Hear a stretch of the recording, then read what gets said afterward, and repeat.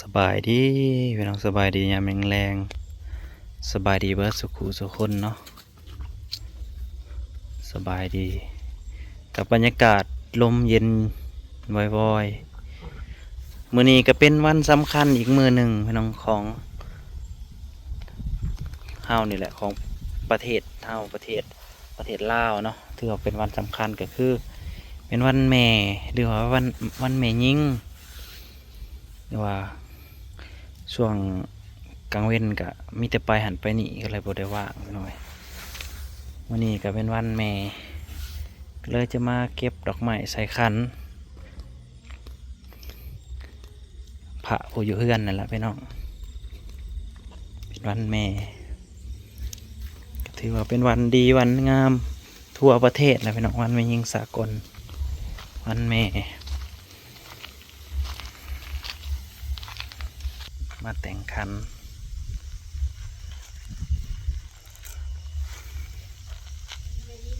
ซาแน่แต่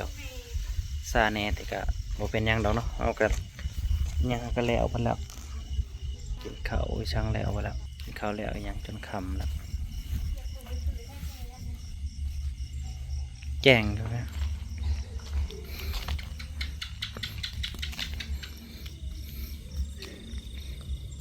ก็แจ้งอยู่พี่น้องเอ้ยพากันเก็บดอกไม้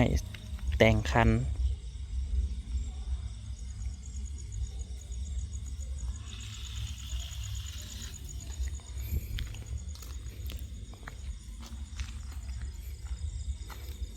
วันแม่ทางฝั่งลาววันแม่ยิ่งสากล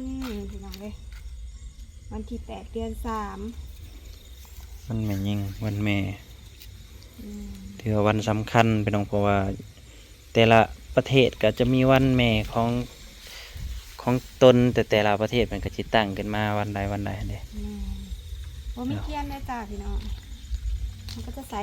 ตั้งไปด้วยจ้าอันนี้น้ำพักน้ำแรงพี่น้องเลย2 คนร่วมใส่กันน้ำพักน้ำแรงเฮา2 คนใช้เงินถ้ามีเทียนจะใส่เทียนเนาะแต่ว่ามื้อนี้มันค่ำแล้วก็เลยได้แต่ดอกไม้กับเงินอยู่ในเทียนแล้วพี่น้องตอนนี้สบายดีเด้อพี่น้องวันสำคัญวันสำคัญพี่น้องเอ้ยแต่ว่าหน่อยอยู่แล้วจนมืดจนค่แล้วก็พี่น้องเขาไปซื้อเป็นติดๆให้อยู่บ่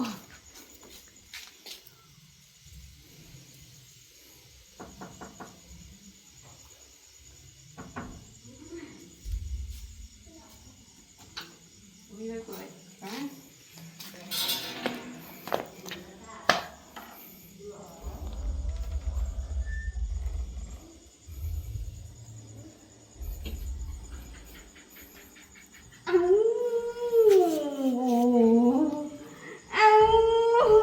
เฮ็ดดิลูกลูกข่อย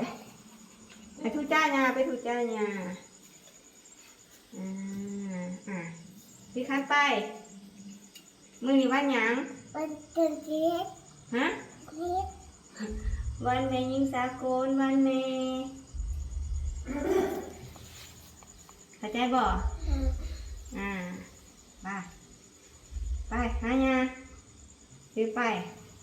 โอ้คุณเกาะไปแล้วคุณเกาะไปหายาไปหายาถ้าคุณท่าให้วันแม่เดี๋ยวก่อนให้พ่อยกท่านก่อนเย้แจ้งแล้ววันแม่แล้วเป็นยิ่งวันแม่ท่านนั่งลง แม่ดิ มันกลับก่อนกลับแม่ก่อนกลับแม่ย่าก่อนกลับแม่ย่าก่อนพักในบ้านเอาเลยโชคดีที่ยังมีแม่ย่าให้กลับนี่ก็วันแม่ครับ เดี๋ยวไอ้ตาทูมัน สิกรรมวันแม่เป็นวันแม่ ขอให้ลูกมันอยู่ดีมีแห้งเด้อสาวลูกเดินเอ้ยเฮ็ดยังกะมันขึ้นมันขึ้นได้ค่ำให้รับให้รวยอยู่ดีมีแห้งนะลูกเอ้ยแม่อวยพรให้สุขภาพแข็งแรงอยู่ดีมีแห้งร่ำรวยเงินทองอยู่ดีมีแห้งเบิดทุกคนเด้อถึงร้านก็ถึงลูกไผ่น้ำพอกเด้อสุขภาพแข็งแรงคิดเงินในเงินคิดทองในทองเงินในกองทองในมาเด้อ วันแม่ก็ขอให้อวยพรให้ลูก อยู่ดีมีแฮง แม่ โอ้ใส่ในร้านไปเลย สา โอ้ ธุเสร็จกันเอ้ย ทุกมาทำงานบ่บอกทำงานนี่ทำงานเด้อ เอาแห้ง มันทำงานบ่ แห้งอยู่ ดูเจ้าก็แพงมีงานได้ได้พี่น้องเอ้ยที่ยังมีงานไว้เป็นพระในบ้าน เอ้ย บริจาคไว้ถ้าเป็นวันสำคัญกะ นี่ว่าจะกัน กับวันไว้สงกรานต์นี่เนาะเทื่อหนึงขอบคุณมือรับข้าวให้ยา ก็มันเสียตัวไหวกันนะ เงิน กันไหว ให้ เด้อ เด้อ นี่ไหนเนี่ยนี่เนี่ย เอาเงินให้ยาลูกเงินให้ อั อั น น ไหน เลย อันไหน ปีดีมีแห้ง ตัว มี นี้ แห้ง ผักตัวแดงเด้อ เป็นลูกโป่งใส่ให้ลูกหวาน เอ้ยทุกคนเลยแหละทั้งลูกทั้งหลาน อยู่รวมกันเบิดอยู่ที่มีแฮงเบิด น้องกระซ่าทุกกันทุกกันทุกคนทุกคนจะเดินเด้อทุกคนบ่มียังมาเบียดมาเบียนขอบในความเป็นความสุขทุกจะเดินเด้อทุกท่านหน้าที่ตามตามงานนี่แหล้วพ่อ จริงๆ ตาลูกปังถึงเล่นเล่นยืนไหวพี่เพ่งถึงเด้อปังเลยดีมีแห้งเด้อนี่เป็นหัวโป่งใช่ เห็นยัง มาแห้ง ไหนไปวันสำคัญ ได้ทุก ตุก ทำงานอยู่บ่ ถูกแล้วถูกแล้ว กวนกระดอเดินเล่นไปเล่นยังไปเล่นรถนัดซากับสีนอนแหละพี่น้องเลย นอนแล้ววัน เรือแต่นัดซาเนยก็ไปลองแล้วล่ะกะยานั่งรถเดินผักสดเชยวันแม่เอ้ยเอาหน่อยก็เอาเล่นลูกเล่นส่วนแต่พอเล่นรถแต่ละมื้อบ่ได้มีหยังดอกเล่นรถจังได๋ล่ะอ้จูอืม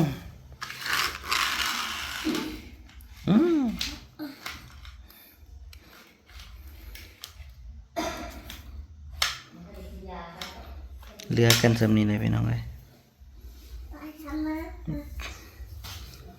เหลือกันอยู่หาคนอยู่ตอนนี้กันทุกคนตะกี้ก็มี6 คนเท่านั้นเลย กัดกินน้ำ กินน้ำเปล่าถือว่าเป็นวันสำคัญอีกวันหนึ่งเนาะของ กิน ก็อีกมือสงกรานต์อืม น้ำ อืม กินน้ำช้า กินน้ำเขาเชอป้าให้พี่น้องไปตากแดดแล้วจนหนาแบบขำไปเลยดำตะแดงดำตื่มนี่ก็ลุยอันเห็ดทางอะไรสภาพบ่จะขับบ่ได้เห็ดทางเขาพายพังทอก่อนอิฐที่เห็นนั่นแหละจนค่ำจนมืดตากแดดตอนเช้าเนาะประมาณกินข้าวเช้าแล้วก็ไปเฮ็ดเวียกร่วมกับเฮ็ดเวียกร่วมมากินข้าวแล้วไปเฮ็ดอันนั้นแหละไปก่อนปากท่อเพื่อสิแล้วจนมืดจนค่ำบ่เฮ็ดก็บ่แล้วพี่น้องเอ้ยบ่เฮ็ดก็บ่แล้วต้องเฮ็ดให้มันแล้วแล้วก็แล้วไปทุกอย่างก็จะคล้องออกเบิดนั่นแหละออกงบประมาณก็เบิดหลายท่อก็เบิดพันบ่จักปูน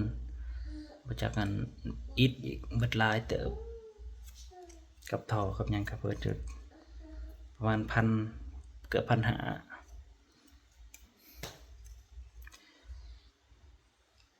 พอได้ใส่สบายจะคล้องอะไรไปน้องเข่าออกเข่าก็สบายแบบนี้ก็ประมาณพังเบิงแล้วยำหน้าเนาะยำเขาเฮ็ดหัวแล้วก็แต่ใหญ่ประตูออกด้านนี้นะออกแล้วก็สิไปใส่อยู่หน้าทางพอละย้ายออกไปหน่อยย้ายออกไปปิดคือเขาว่าแหละแต่ว่าตอนนี้ไผอยากเที่ยวก็ให้เวลาเที่ยวซะก่อน